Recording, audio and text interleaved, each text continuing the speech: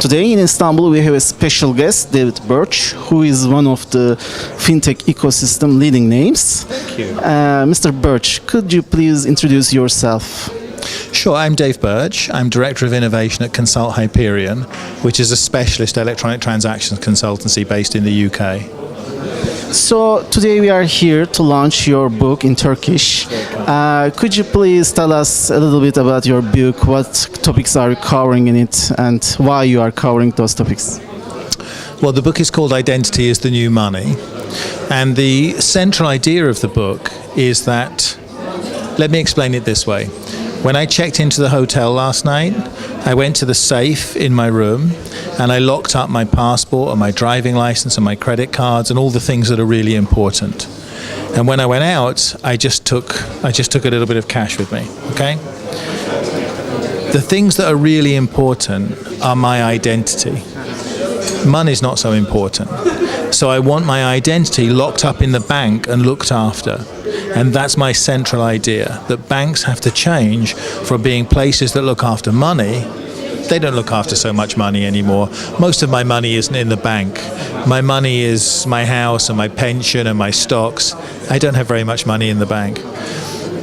What the bank needs to look after is my identity, my credentials, my reputation. That's the really important thing. And in the economy that we're moving into, this new online economy, being able to work out who somebody is the really important thing, right?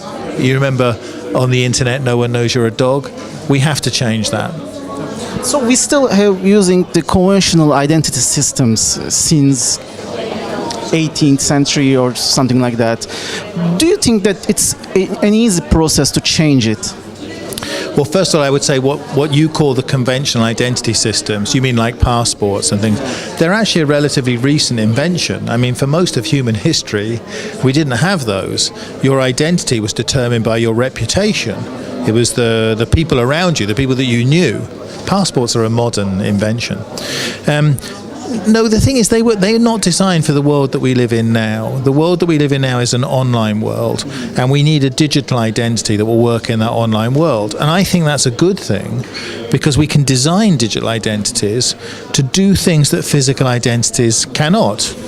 The very simple example everybody always uses is if I ask you to prove your age, if I ask you to prove that you're 21, you show me your passport, which contains all sorts of other information, your name and your nationality, your passport number, things, your date of birth, things that are none of my business, right? There's a world of difference between using a digital identity to prove that you're 21 and showing me all of your personal information.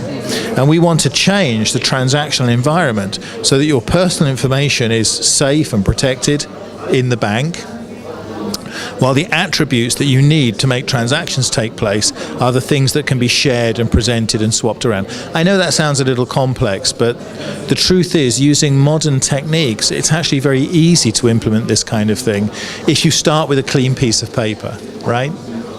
So the rest is in your book. We suggest our audiences to read it.